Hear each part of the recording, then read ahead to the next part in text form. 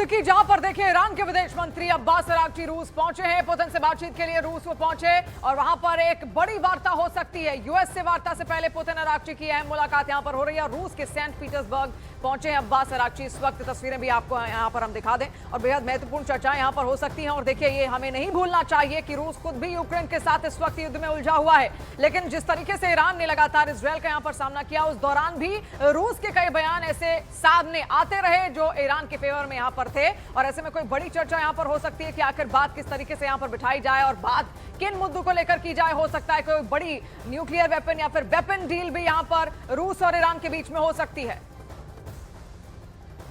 और देखिए अब ईरान, अमेरिका और इजरायल युद्ध से जुड़ी 25 बड़ी खबरें आपको दिखाते हैं। ट्रंप ने एक बार फिर ईरान को दिया डील का अल्टीमेटम। 3 दिन में डील नहीं होने पर ईरान पर बड़े हमले की धमकी। ईरान ने पाकिस्तान के जरिए अमेरिका को भेजा नया प्रस्ताव। नए प्रस्ताव में युद्ध खत्म करने और हॉर्मूज खोलने का जिक्र। न्यूक्लियर विवाद पर फिलहाल चर्चा का नहीं है कोई प्रस्ताव। ट्रंप को लेकर फॉक्स न्यूज का बड़ा दावा। ट्रंप ने कहा अगर ईरान बातचीत चाहता है तो फोन पर कर सकता है बात। दोनों पक्षों के बीच बातचीत संभव। इजरायल के हेलीकॉप्टर पर हिजबुल्लाह की ड्रोन स्ट्राइक। हमले में एक इजरायली सैनिक की मौत और 6 लोग घायल। दक्षिण लेबनान की बॉर्डर पर दिखाई दी इजरायल सेना।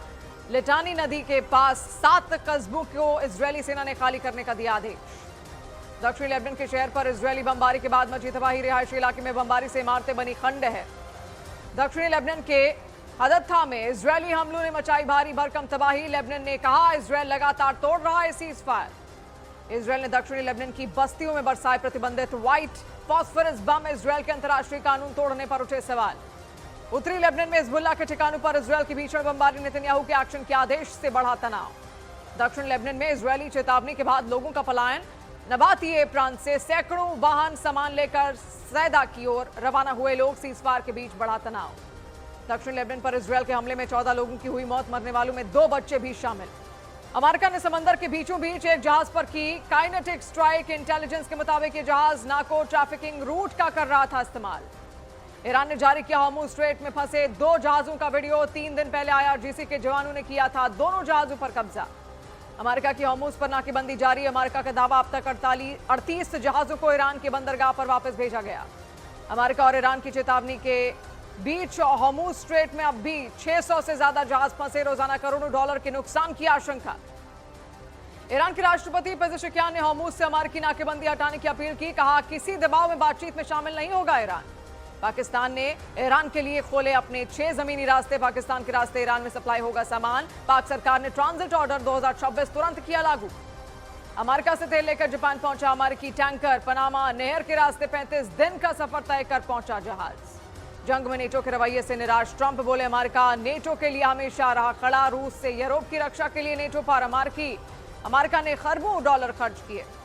पाकिस्तान को डिप्लोमेटिक बातचीत की मेजबानी के लिए ईरानी राजदूत ने किया शुक्रिया। ईरान के विदेश मंत्री अब्बास अरागची ने की थी आसिम मुनीर से मुलाकात। ईरान के सांसद इब्राहिम रिजाई ने पाकिस्तान की मध्यस्थता पर उठाए सवाल। कहा पाकिस्तान निष्पक्ष नहीं, अमेरिका के हितों के मुताबिक करता है काम। रूस में ईरान के राजदूत की भूमिका पर भी दी प्रतिक्रिया।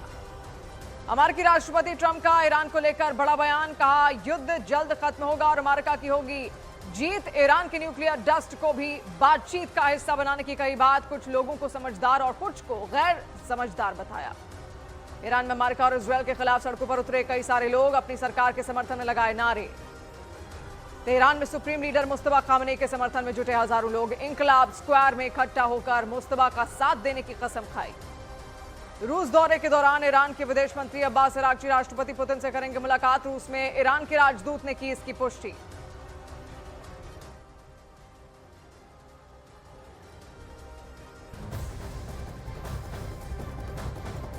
तो देखिए लेबनान में हिजबुल्लाह के खिलाफ ग्राउंड ऑपरेशन के दौरान इजरायली सेना को बड़े नुकसान की खबर इस वक्त मिल रही है, जहां पर हिजबुल्लाह ने अपने आत्मघाती ड्रोन की मदद से इजरायली सेना के एक हेलीकॉप्टर को मार गिराने का दावा किया है। तस्वीर आप देखिए जिसका वीडियो लगातार सामने आया। वीडियो में एक इजरायली हेलीकॉप्टर पर ड्रोन बरसाए गए हैं, उनसे हमला किया गया, जिसके बाद हेलीकॉप्टर क्रैश हो गया और इस हमले में एक इजरायली सैनिक समेत 4 लोगों के मारे जाने का दावा किया गया है।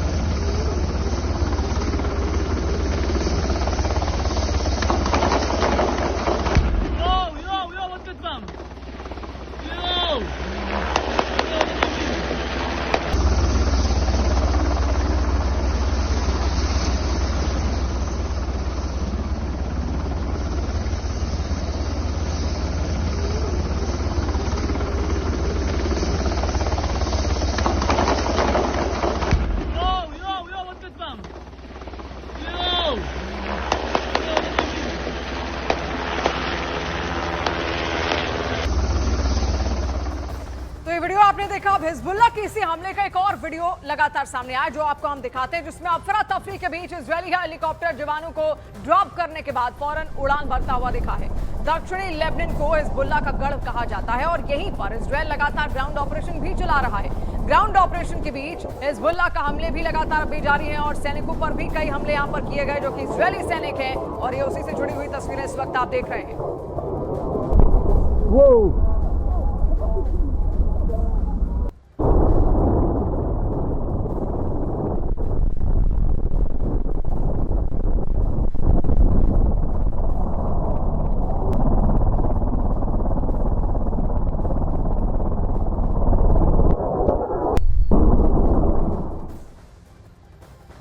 सीज़फायर के बीच लेबनान में इजरायल का एक बड़ा अटैक भी देखने को मिला, जहां पर दक्षिण लेबनान में आईडीएफ ने भीषण बमबारी की है। हिजबुल्लाह के ठिकानों को निशाना यहां पर बनाया गया। इसके अलावा इजरायल के हमले में 2 बच्चों समेत 14 लोगों की मौत की खबर भी सामने आ रही है।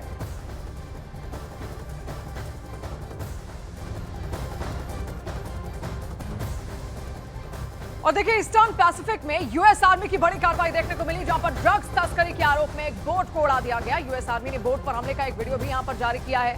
अमेरिका ने 3 नार्को आतंकी मार गिराने का दावा भी किया है। देखिए, तस्करी इनकी ओर से यहां पर की जा रही थी और ऐसे में उस शिप को ही उड़ा दिया गया जिसके जरिए ये तमाम जो तस्कर थे वो तस्करी यहां पर कर रहे थे।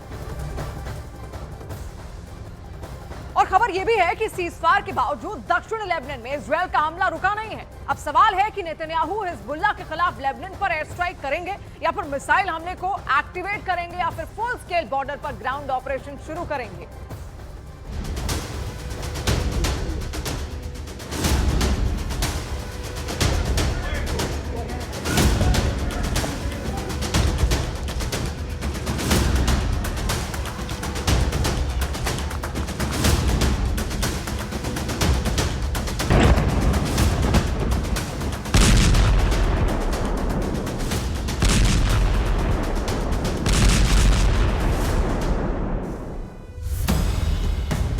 वॉशिंगटन में ट्रंप पर हमला,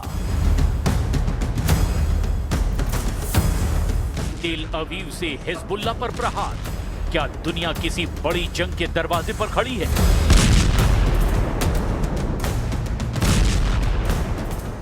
या ट्रंप पर हमले के बाद नेतन्याहू सबसे बड़ा पलटवार करने जा रहे हैं? הבטחתי לכם שנשנה את פני המזרח התיכון, וזה בדיוק מה שאנחנו עושים. קודם כל באיראן. הייתה לי שיחה מצוינת עם הנשיא טראמפ. הוא לוחץ את איראן חזק מאוד, גם כלכלית וגם צבאית. क्या ये सिर्फ इत्तेफाक है या किसी बड़े खेल की शुरुआत? अमेरिका की राजधानी वॉशिंगटन डीसी, एक हाई प्रोफाइल गाला डिनर, दुनिया की सबसे ताकतवर राजनीति का मंच, और अचानक गोलियों की आवाज से हड़कंप मच गया। चारों तरफ अफरा तफरी फैल गई। निशाने पर अमेरिका के राष्ट्रपति डोनाल्ड ट्रंप थे। No, I mean, he was a guy who looked pretty evil when he was down. You know, they had him down. He was fighting hard. He was, in my opinion, a sick person. इस हमले की खबर पूरी दुनिया में सनसनी की तरह फैल गई और ठीक उसी वक्त इजराइल से बहुत बड़ा ऐलान कर दिया गया। लेबनान में हिजबुल्लाह के ठिकानों पर पूरी ताकत से हमला करें। सीज फायर के बाद भी इजराइल और हिजबुल्लाह में भीषण जंग चल रही है। दक्षिणी लेबनान में गोलीबारी जारी है। इजराइल की सेना ने दावा किया कि उन्होंने हिजबुल्लाह की तरफ से दागे गए एक रॉकेट और ड्रोन अटैक को नाकाम कर दिया, जबकि दूसरा रॉकेट खुले मैदान में गिरा। हिजबुल्लाह ने आईडीएफ पर हमले के लिए फाइबर ऑप्टिक गाइडेड एफपीवी का इस्तेमाल किया, यानी ऑपरेटर ड्रोन की नाक पर लगे कैमरे से लाइव वीडियो देख रहा था। खास बात यह है कि इस ड्रोन के पीछे एक छोटा स्पूल लगा होता है जिसमें बहुत पतला फाइबर ऑप्टिक केबल लिपटा रहता है। जैसे जैसे ड्रोन आगे उड़ता है, केबल खुद ब खुद खुलता चला जाता है। फाइबर ऑप्टिक की वजह से इसके सिग्नल को जैम करना मुश्किल होता है। इजराइल ने इसे सीज फायर का उल्लंघन बताते हुए दक्षिणी लेबनान में कई जगह हिजबुल्लाह के टारगेट पर हमले किए और दावा किया कि उसने हिजबुल्लाह के कई लड़ाकों को मार गिराया। अब नेतन्याहू ऐलान कर रहे हैं कि पूरी ताकत से हिजबुल्लाह के खिलाफ लड़ाई लड़ेंगे। क्या ये सिर्फ एक संयोग है या दुनिया की दो बड़ी घटनाएं किसी एक ही धुरी से जुड़ी हुई हैं? एक तरफ अमेरिका के अंदर ट्रंप पर हमला, दूसरी तरफ मिडिल ईस्ट में युद्ध का विस्तार। क्या ये संकेत हैं कि वैश्विक स्थिरता टूट रही है? एक तरफ लेबनान से इजराइल पर लगातार दबाव बन रहा है। नेतन्याहू ने साफ कर दिया है कि अब जवाब सीमित नहीं होगा, पूरी ताकत से होगा।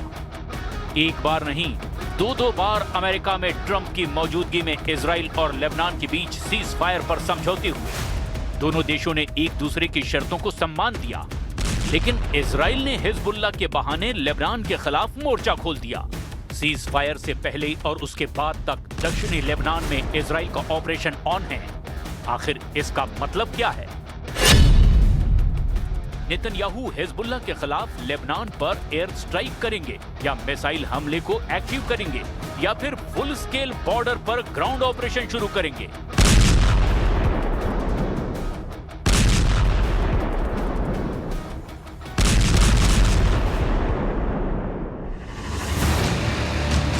और सबसे बड़ा सवाल, क्या लेबनान अब पूरी तरह युद्ध में उतरने वाला है? और ठीक उसी वक्त ट्रंप पर हमले का आखिर मतलब क्या है? क्या यह सिर्फ एक आदमी पर हमला है या पूरे अमेरिकी पॉलिटिकल सिस्टम पर? क्या इस हमले के पीछे कोई इंटरनेशनल लिंक है? क्या मिडिल ईस्ट की ताकतें इसमें शामिल हो सकती हैं या ये अमेरिका के अंदरूनी संघर्ष का हिस्सा है? और सबसे अहम सवाल, अगर अमेरिका अस्थिर होगा तो क्या इजराइल और ज्यादा